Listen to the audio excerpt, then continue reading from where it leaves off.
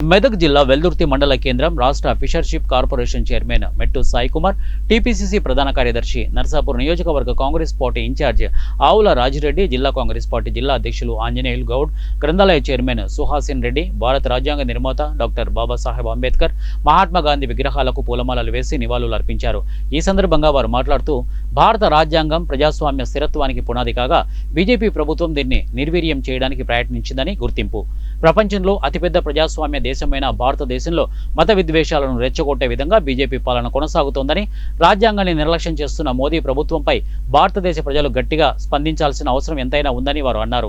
ఇటీవల కేంద్ర మంత్రి అమిత్ షా అంబేద్కర్ పై చేసిన వ్యాఖ్యలను తీవ్రంగా ఖండిస్తూ కాంగ్రెస్ పార్టీ దేశ రాజ్యాంగ పరిరక్షణ కోసం జై బాపు, జై భీమ్, జై సంవిధాన్ నినాదంతో ముందడుగు వేస్తోందని తెలియజేశారు.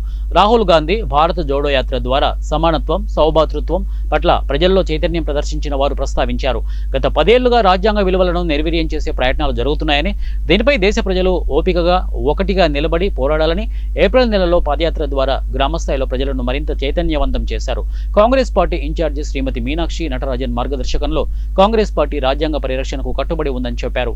సమావేశం అనంతరం నాయకులు, కార్యక్రమంలో జిల్లా కాంగ్రెస్ పార్టీ సీనియర్ నాయకులు హనుమన్నగారి నరేందర్ రెడ్డి, వెల్దుర్తి మండల అధ్యక్షుడు మహేష్ రెడ్డి, మాజీ వైస్ ఎంపీపీ సుధాకర్ గౌడ్ తదితరులు పాల్గొన్నారు.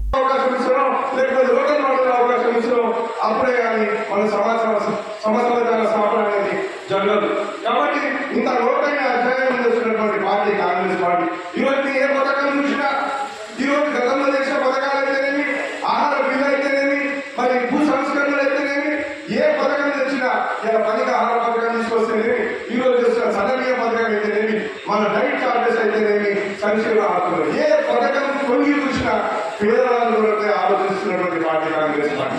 మరి గతంలో 10 సంవత్సరాలు పాలించారు, తెలంగాణ దోచులు, తెలంగాణ కట్టు కావచ్చు మరి ఆందోళన తీసి మన అధికారంలోకి వచ్చినటువంటి టీఆర్ఎస్ ఏం చేసింది? ఒకసారి మళ్ళీ దొరల పాలన కనిపించింది. ఎప్పటికో స్వాతంత్రం ముందు మరి భూస్వాములు ఏదైతే చేసిందో అదే రోజు మనకు 10 సంవత్సరాల కనబడింది. మరి ఆ రోజు కావాలా, మరి ఈ రోజున నిలబెట్టుకోవాలా? మరి రాహుల్ గాంధీ గారి ఆలోచనలు విధంగా మన కాంగ్రెస్ పార్టీ పనిచేయాలా లేదా, మన ప్రజలకు అర్థమయ్యేలా చేయాలా లేదనే అంశమే జై బాపు, జై భీమ్, జై సంవిధాన్. కాబట్టి ఈ నినాదం మీద చాలా లోతైన ఆలోచన ఉన్నది.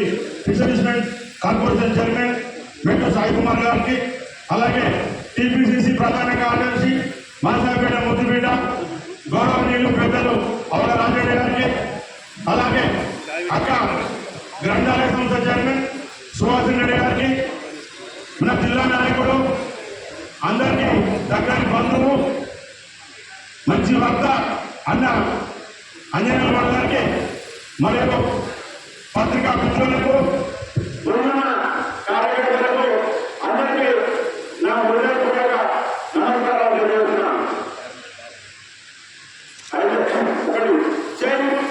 బాబు ఉండే బాబు ప్రచారం చేసి మన అభిమాన కోటి భారతాన్ని కలిగించిన మహాన్ వ్యక్తులు మన ఆశయాలు సాధించుకునే విధంగా మనం ఉండాలని, అలాగే ఏదైతే డాక్టర్ బిఆర్ అంబేద్కర్ గారు రాసిన లిఖితపూర్వక రాజ్యాంగాన్ని అమలు పరిచే విధంగా ప్రతి ఒక్కరు పాటుపడాలని, అలాగే జై సంవిధాన్ రాజ్యాంగాన్ని చట్టబద్ధ కల్పిస్తూ ఏదైతే డాక్టర్ బిఆర్ అంబేద్కర్ గారు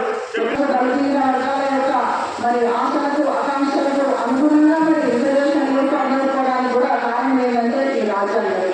అంటే రాజ్యాంగం